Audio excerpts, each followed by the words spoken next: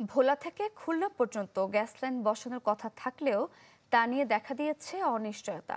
অন্যদিকে 434 কোটি টাকা খরচে পাইপলাইন বসানো হলেও কুষ্টিয়া থেকে গ্যাস যায়নি খুলনায়। এতে ক্ষোভে ফুঁসছে সেখানকার মানুষ।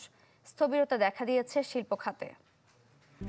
RICL TMX, যুগের পর যুগ স্থাপনা থাকে মজবুত। ভোলার গ্যাস পৌঁছাবে ঢাকায়, সেজন্য গত মার্চে পাইপলাইন বসানোর সিদ্ধান্ত নিয়েছে পেট্রোবাংলা। কথা ছিল একই সাথে ভোলা থেকে খুলনা পর্যন্ত বসানো হবে গ্যাস লাইন, কিন্তু থমকে গেছে সেই প্রক্রিয়া। ফলে গ্যাসের দাবিতে আন্দোলনে নেমেছে একাধিক সংগঠন। আমরা বহুবার বলেছি খুলনাটি শিল্পনগরী এবং শিল্পকে বাঁচিয়ে রাখতে গেলে আমাদের পাইপলাইনে আমাদের গ্যাস প্রয়োজন হবে। খুলনার শিল্পাঞ্চল সচল করতে হলে অবশ্যই এখানে ভোলা থেকে গ্যাস এখানে নিয়ে আসা প্রয়োজন। খুলনাকে বঞ্চিত করা হচ্ছে, প্রকারান্তরে পুরো দেশকে উন্নয়নের হাত থেকে বঞ্চিত করা হচ্ছে।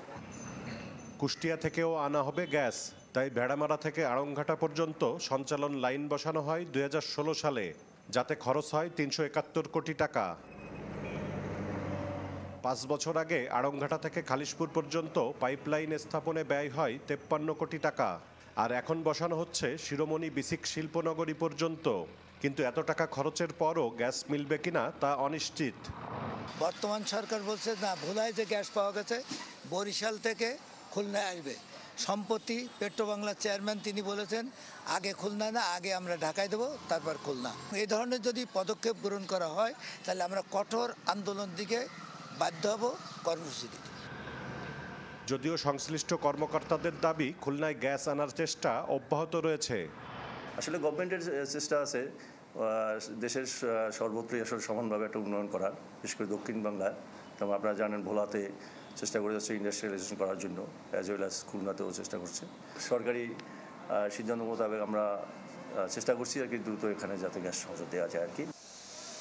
দক্ষিণ পশ্চিমের এই জনপদে গ্যাস না থাকায় প্রতিযোগিতায় টিকতে পারছে না কলকারখানা, গড়ে উঠছে না ভারী শিল্প প্রতিষ্ঠান। মামুন রেজা, চ্যানেল 24, খুলনা।